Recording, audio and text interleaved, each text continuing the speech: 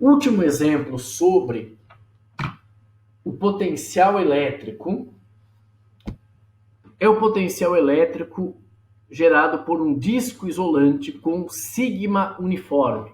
Sigma é a distribuição de carga elétrica em uma superfície. Vamos considerar que o sigma, a distribuição de carga na superfície, ela é uniforme. Então, essa carga elétrica ela está distribuída uniformemente ao longo de uma superfície. Temos, então, uma superfície, um disco isolante, com uma carga Q, e queremos determinar qual é o potencial no ponto A. O potencial do ponto A está a uma distância h do centro do disco, e esse disco, o raio do disco vai de 0 até R. O que faremos nessa situação? Nessa situação, nós podemos resolver da seguinte forma. Nós vamos pensar nessa área como sendo uma soma de infinitos anéis. Então, você tem um anelzinho de raio 0, você tem um anel que vai aumentando o raio, você vai somar, cada anelzinho tem uma espessura dr, ok? E essa área aqui, ela vai ser preenchida somando infinitos anéis com espessuras muito pequenas. O que nós vamos fazer é calcular o potencial gerado por um anel. Então, nós vamos fazer o seguinte raciocínio para resolver esse tipo de disco. Você poderia usar aqui também, existem outras formas, você pode pensar numa integral dupla, por exemplo, mas aqui você vai fazer o seguinte, você pode fazer assim.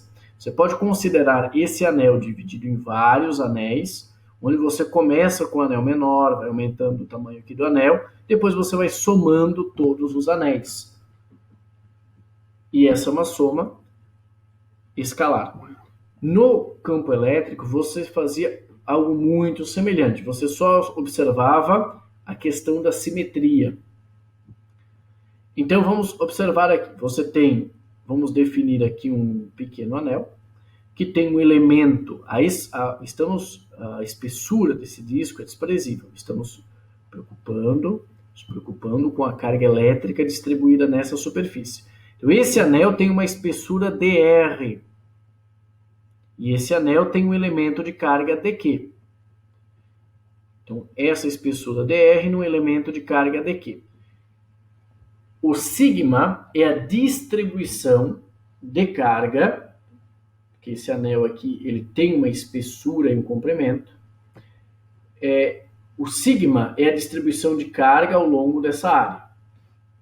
No exemplo anterior, você tem sigma uniforme. Então, o sigma é a carga dividido pela área. E essa carga, Q, dividido pela área π vezes R ao quadrado. Mas, se você tem um elemento de carga, dq, você tem essa carga dq distribuída ao longo dessa área em azul. Então, você tem uma área em azul, dq. Podemos escrever, então, o sigma como sendo igual a dq sobre dA. Todo elemento de carga vai produzir um potencial elétrico, um dV.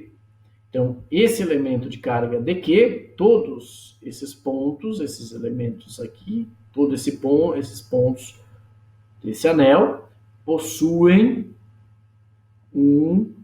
produzem, aliás, um potencial no ponto P, no ponto A. Então, dV é igual a dq dividido por 4π ε0 d. dq, nós vamos substituir esse dq por sigma dA. Sigma é constante. dA é esse elemento de área. Vamos ver mais adiante como vamos calcular esse elemento de área. Dividido por 4π ε0. A distância de todos esses pontos do anel é igual até o ponto A. Então, essa distância é d, nesse ponto, nesse ponto, nesse ponto, nesse ponto. E essa distância é dada por raiz quadrada de y ao quadrado mais r ao quadrado. Vamos, então, substituir. dV é igual a sigma dA dividido por 4π ε0, r ao quadrado mais y ao quadrado elevado ao meio. Nós ainda não conseguimos integrar porque você tem um dA e você tem o R e o Y. Agora, o que é o dA? Então, nós vamos pensar no seguinte. Utilizamos aqui um elemento de área dA. Esse elemento de área dA, ele tem uma espessura que nós vamos chamar de dr. Ele tem um lado dr. E ele tem um comprimento. Então, é como se você pegasse um papel aqui e enrolasse ele, né? Você poderia fazer um desenho, você obteria essa figura. Então, o que acontece nessa situação? Ele tem uma espessura aqui dr, ok? E você tem esse comprimento 2πr. Então, o elemento de área dA, esse elemento de área dA, ele vai ser fornecido por 2πr, que é esse comprimento, vezes dr. Esse elemento, esse anel aqui, você tem um elemento de área, dA, e esse dA vai ser fornecido por 2πr, que é o comprimento, vezes dr. Vamos substituir, então, essa equação. dV é igual a sigma dA, dividido por 4πε0, r ao quadrado mais y ao quadrado, elevado ao meio. No lugar de dA, vamos substituir por 2πr dr, dividido, vai ficar sigma igual a sigma 2πr dr, dividido por 4πε0, r ao quadrado mais y ao quadrado, elevado ao meio. Você tem dr e r. Y é constante, não varia. O que você vai fazer agora, então, é calcular essa integral. Potencial é igual a sigma ε0, integral 2r, esse 2r foi mantido, 2r dr, esse 2r foi mantido por um motivo. Você tem aqui embaixo r ao quadrado mais y ao quadrado elevado ao meio. Você pode chamar aqui por um método de substituição, você pode chamar r ao quadrado mais y ao quadrado du, e du vai ser 2r dr. E 2r dr você já tem aqui em cima. Os limites de integração vai de zero, porque esse elemento rzinho, ele vai de 0 até r. Os limites de integração, 0 até r.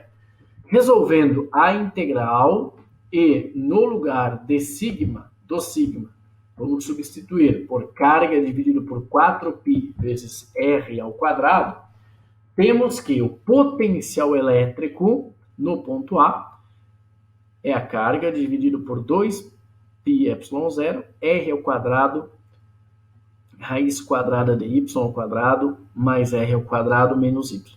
Um resultado muito interessante é o seguinte: esse potencial, ele depende da altura y. Ele só depende nessa linha, ele só depende dessa altura y. Então, se você tem um ponto mais abaixo, a única variável que vai sofrer alteração é o y. Então, esse potencial, ele é uma função de y.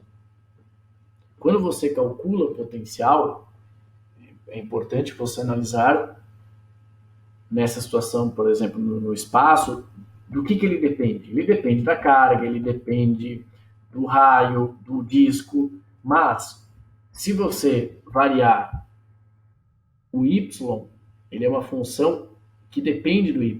Então, se você tem o y mais próximo ou mais afastado do disco, você terá uma alteração no potencial. Esse resultado, esses 3 exemplos, foram 3 exemplos sobre como calcularmos o potencial elétrico. Vamos agora obter outro resultado muito interessante e muito importante. Até agora, nós calculávamos o potencial elétrico a partir do campo elétrico. Lá na parte 2, nós víamos que potencial final menos potencial inicial é igual a menos integral de E ds. Agora, vamos obter o campo elétrico a partir do potencial elétrico. Então, observem a seguinte figura. Você tem 2 superfícies equipotenciais. Elas não possuem o mesmo potencial. Você tem essa superfície equipotencial e você tem essa superfície equipotencial. Então, nessa superfície equipotencial tem um determinado potencial, nessa outra superfície equipotencial tem outro potencial. Existe uma diferença de potencial entre essa superfície e essa. O que ocorre? Uma carga elétrica que ela vai ser transportada pelo campo elétrico dessa superfície equipotencial até essa superfície equipotencial. Você tem uma diferença de potencial, então o campo elétrico realiza um trabalho. E esse trabalho é um trabalho infinitesimal aqui. Então esse trabalho eu vou chamar de dW. dW é igual a menos que dV, em que dV é essa diferença de potencial. Esse assunto nós já estudamos anteriormente. O campo elétrico, então, vamos relembrar isso que é importante. O campo elétrico, você vai ter uma carga que vai ser transportada dessa superfície equipotencial para essa. E o campo elétrico vai realizar um trabalho para isso. Por quê? Porque você tem uma diferença de potencial. Essa partícula vai ser deslocada aqui ao longo desse eixo, vamos chamar esse eixo de S. É um eixo no espaço que aponta para cá. Você tem um deslocamento ds. O deslocamento ds é o deslocamento da carga dessa partícula carregada nesse eixo, dessa partícula eletricamente carregada nesse eixo S. O campo elétrico forma um ângulo θ com esse deslocamento. O trabalho realizado pelo campo elétrico ele pode ser calculado de duas formas. dW é igual a menos que dV, ou pela definição de trabalho, força vezes o produto escalar, força vezes o deslocamento. Então, dW é igual, força é igual a Q vezes E. Q vezes E vezes ds. Esse campo elétrico ds. Percebam então que agora nós temos o trabalho, nós temos duas formas de calcular o trabalho. dW igual a menos Q dV e dW igual a Q e produto escalar ds. Qual elemento do campo efetivamente realiza trabalho? Realiza trabalho aquela componente que está na direção do deslocamento. Porque esse campo elétrico E, você pode dividir aqui, decompor ele em duas componentes. Uma componente no eixo S, que nós podemos chamar de ES, e uma componente perpendicular ao deslocamento. E essa componente perpendicular ao deslocamento, ela não vai realizar trabalho. Pela definição de trabalho, temos que dW é igual a Q e ds cosseno do ângulo. Essa componente é o E vezes o cosseno. Então, a componente que realiza trabalho é o E vezes o cosseno. Observem agora, então, um resultado muito interessante. Temos que o campo elétrico, nós vamos decompor esse campo elétrico em duas componentes. Essa componente perpendicular ao deslocamento não vai realizar trabalho, mas essa componente que está na mesma direção do deslocamento, sim. Nessa situação, ele está no mesmo sentido, mas mesmo em sentido oposto, poderíamos utilizar o conceito de trabalho, pois trabalho é o produto escalar. Você pode ter trabalho positivo e trabalho negativo. Nessa situação, você tem o seguinte: esse ES, esse campo nessa direção S, forma um ângulo zero em relação ao vetor ds. Eles estão no mesmo sentido, são paralelos. Estão apontando para o mesmo sentido. O que ocorre então? Nós vamos analisar agora esse campo elétrico que está apontando aqui no mesmo sentido do deslocamento, nessa mesma direção também. Então, dW é igual a menos Q dV, que é o resultado que nós obtivemos anteriormente. E o que importa em termos de trabalho é essa componente na direção do deslocamento. Essa componente ao longo desse eixo S, esse eixo que está no espaço. Você tem agora esse campo, observem esse sentido aqui no espaço. Vamos escrever então aqui esse dW é igual a Q vezes ES vezes DS. O trabalho, tanto faz você calcular o trabalho dessa forma ou dessa forma. Podemos escrever, então, que o campo elétrico, o módulo do campo elétrico, é igual a menos a variação do potencial, dV por ds. Ou seja, o módulo do campo elétrico ele é igual ao negativo da variação do potencial ao longo desse espaço, ao longo desse eixo, ao longo dessa trajetória ds. Então, se você sabe como o potencial elétrico varia ao longo do espaço, você pode calcular o campo elétrico. Pois o campo elétrico vai indicar o que nós vimos anteriormente, lá na primeira parte da segunda videoaula. Se você seguir o campo elétrico, você tem uma queda no potencial. Você está movimentando-se para regiões em que o potencial elétrico é menor. E aí nós analisávamos o potencial tendo como referência o campo. Agora nós vamos analisar o campo tendo como referência o potencial.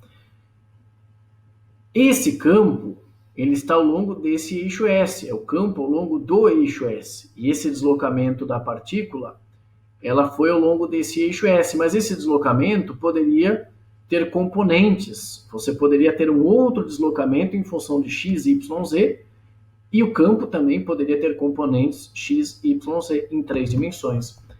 Então, você teria uma derivada, uma variação do campo em relação ao espaço.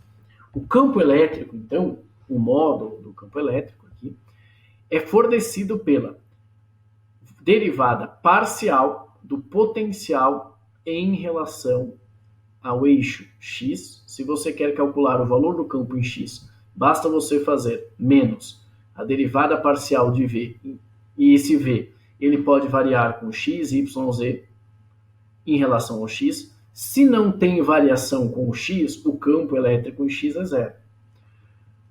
O campo elétrico em y, o módulo vai ser dado por menos derivada parcial de v, x, y, z em relação a y, e a mesma coisa ocorre com o z. O campo elétrico, então, ele vai ter componentes. Por quê? Porque o campo elétrico é uma grandeza vetorial. E no espaço tridimensional, x, y, z, você tem um campo elétrico com componentes em x, y e z. Essa componente pode até ser zero. Mas, quando você vai representar um vetor, você pode representar um vetor em função dos... Você vai representar os vetores em função dos componentes, se você quiser.